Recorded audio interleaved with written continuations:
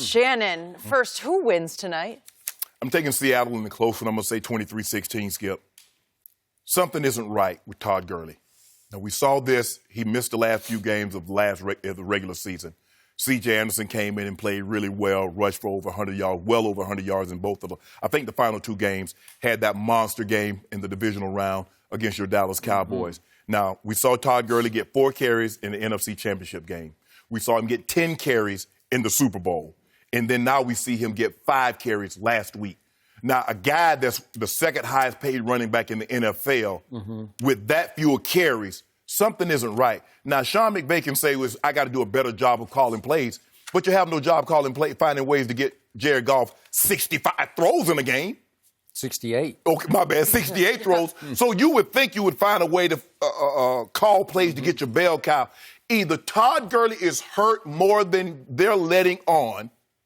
That's the only conclusion that I can come through. Could be. That and Jared Goff is turning into a turnover machine. Yep. He leads the NFL in turnovers. And this dates back to last year because there's only been one game in which he didn't turn the football over, and that dates back to week 11 of last year. That's not good. And what it's doing is forcing this defense to play far too many snaps. And I don't care how good your defense is. You let your quarterback turn it over 5 times, and you see what happens to you. Now, Jared Goff has put this team in some bad positions a lot. Cleveland really should have beat them because Jared Goff was turning the ball over left and right. Yep. But Cleveland offensively didn't play particularly well that day, and the Rams got out of there with a victory. You get 55 points hung on you at home, that's a telling sign. That's not a good sign, Skip. And Seattle, I don't know what Russell Wilson needs to do to get the credit that he deserves. Skip, Russell Wilson's a damn good quarterback. Oh, no argument over here. Skip, he doesn't have a Julio. He doesn't have a D-Hop. He doesn't have a Mike Evans. He doesn't have Dallas or the Eagles offensive line. But every year, he's somewhere in the low 30s to the mid-30s in touchdown passes. And sometimes the running game works. Sometimes he has to do it by, ketchup and knit needles. I don't know how he does it. But somehow he finds a way to drag this team to the playoffs. Now, they're not the same defensive team that they were when they're in their heyday, when they were the Legion of Boom, with Wagner still there. But no Sherm, no Chancellor, none of these other guys, Bennett. Those guys are not there anymore. Yep. But somehow, every single week, Russell Wilson have them in position to win every game. I'm not so sure, Skip. He might be the best quarterback right now in the NFC. You'd be hard-pressed to go maybe 1 or 2 players, quarterbacks, better than Russell Wilson. I'm not so sure Russell Wilson is not a top 5 quarterback right now. I'm going on record. Yeah, he's a top 5 quarterback. He's good as it gets. And so I'm going to take Seattle at home. We know what that building represents. That crowd is in a frenzy. It's a night game. Yep. They don't normally lose night games, be it Thursday night, Monday night, or Sunday night in that building. I'm taking them in a close one, 23-16. Russell Wilson pulls it out. By the way, just for the record, Dak Prescott beat Russell Wilson head-to-head in a playoff game just last playoffs, just last year. So let me ask you, just for the record. I just want, so in other words. I mean, after you put him at the top, put him on the pedestal, Fair. I have to remind you what happened. How many general managers you think right now would take Rain Dakota Prescott over Russell Wilson? Depends how smart they are. No. You could be Einstein, and you ain't taking Prescott over Russell. I'm just stating a fact. My quarterback outplayed that quarterback. He did not outplay. He did. You look at the QBR, 74-70. He did. And who made the play of the game, albeit with his legs? Remember that play? We don't have to see it. No, we don't want to see it. Okay, so here's my counterpoint to everything you said. I actually went to bed last night thinking, God, the Rams are just a troubled football team. There's just no way they can go to Seattle on a Thursday night, short week of prep. Todd Gurley just blasted the league after the game the other day. Yeah. He didn't lie. It is dumb. Yeah, but it's the dumbest thing ever. And I'm thinking, okay, you're supposed to be a leader of your team, and you're going to play whether you like it or not. Yes. And if you publicly call it the dumbest thing ever, then you're going to plant seeds of doubt in everybody's mind in the locker room who reads or hears that quote, right? Yep. And it's going to be like, God, we can't get ready for this game because you just can't physically get back up for a game in 3 days, especially when you have to fly all the way up to Seattle, right? Mm-hmm. Okay. Here's my issue with your game pick. I started looking harder at what Seattle has done so far this year. Mm-hmm. I'm not sure I'm seeing a powerhouse. I do have nothing but respect for that quarterback. Mm-hmm. He is really good. I'm starting to think he's mostly the whole show. Oh, he's they got Carson going, and listen, Lockett. little Tyler Lockett, he is a bad little man. He is hard to deal with. Mm-hmm. But let's look at their results so far.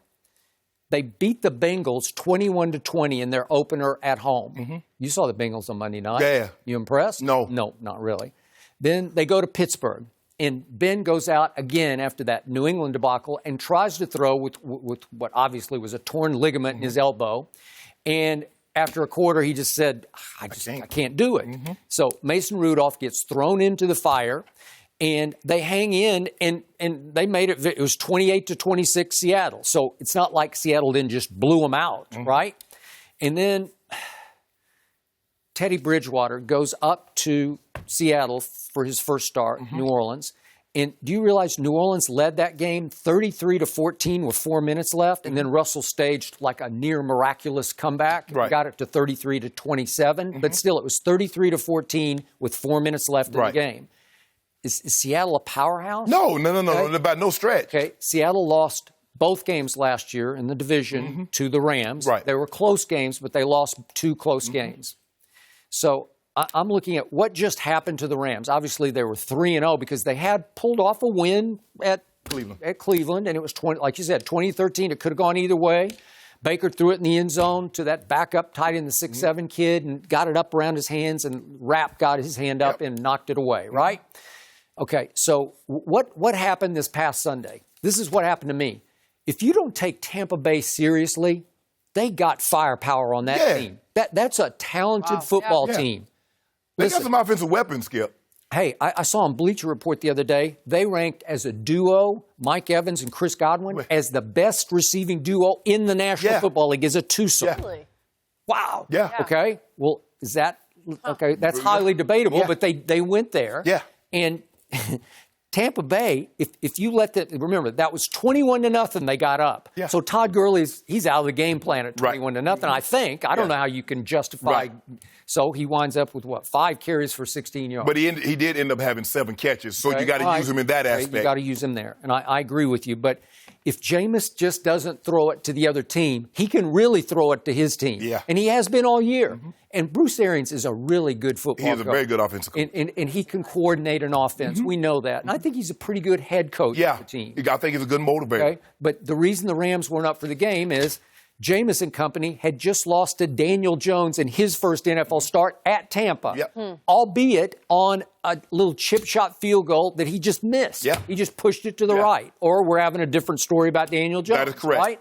So, again, they didn't take Tampa seriously. I was kidding with our man Eric Dickerson, the Ram ambassador, and I said, you guys got to bye this week. And that was when he was here last week. And he said, well, you guys have had, Cowboys, 3 byes so far. Well, you can make that case also. But Tampa ended up not being a bye, but maybe it was a bye in the Rams' minds. Because the scary part of it to me, not beyond Todd Gurley, was the defense gave up 48 to Jameis and company. Yeah. 48? Wade Phillips' defense? Skip, when you have the turnovers and the short fields, let's just say Tampa drives the ball, say 8 plays, 9 plays, and gets a touchdown.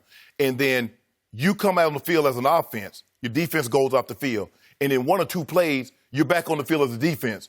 You're tired. You're worn down. All right. Skip, you can't turn the ball. Look, this is not they're not. Look, I'm not going to fool anybody. The Rams are not playing good defensive football right now. They're not.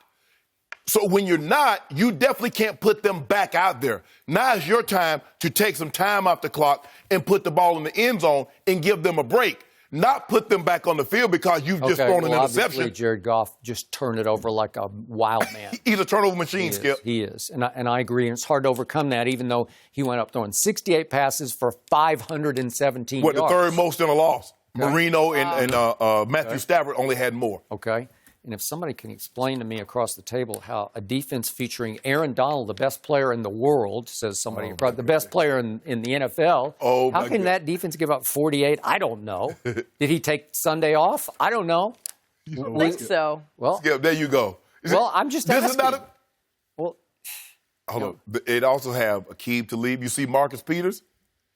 I mean, he was Mike Evans had like 150. Yeah. You say the best duo, wide receiver duo is Goodwin and Mike Evans. Break the tight end can make plays. He can. They got guys that can make plays offensively. And they can run it. They got a two-headed little monster going. As long as Jameis throws the ball to the guys in his uniform. I agree. And not the guys in the other uniform. Remember, he let Daniel Jones have fairy tale life in the game. The previous week, he threw a late interception that just reopened the door for the Giants. Yep. And Daniel Jones literally ran through that door. Correct. Okay? So I'm just saying this defense is not that bad. No. And this is a big division rivalry, and I think they'll get back up for it. So I'm going to go close game, but I just think the Rams are just better than the Seahawks. I'm going to go 27-24. Greg the Leg Zuerlein nails one from 50 Would I be surprised that Aaron Donald takes this game over? He could. Has 3.5 sacks, forced fumble. Okay. He could do that. Am I talking you out of your pick? No. Okay. Not there yet? Yeah. Okay. Well, I just think in the end, you made strong. There's trouble in paradise here. Yeah. And it's been creeping trouble since late last year. But I thought when you were talking about, they beat Cincinnati and they beat this team that's not very good and they beat that team that's not very good. I thought you were talking about the Cowboys, but you were talking about the Seahawks. So I was like, okay. Okay. Well, touche. You got me. Okay. It's just time for my Cowboys to step up and shut you up. Well, they're playing more competition nowadays, so we'll have to see on Sunday. I think back-to-back games, you'd have to say they played real NFL teams, right? We'll see. Devontae, we will see. Making excuses already? You did. Huh? I didn't. Oh, yeah. We had no Michael Gallup and Cooper is hurt. Who got it? Who gets an MRI? Jenny, would you go get an MRI if you didn't need one? Not fun. recently. Exactly. Who made excuses? I think I need an MRI. No. I love being in that tube. Oh, claustrophobic. Thank you for watching. You can subscribe here to get the latest from the show, and be sure to check out more of the best clips from Undisputed, or go watch a few other segments from our other shows on FS1.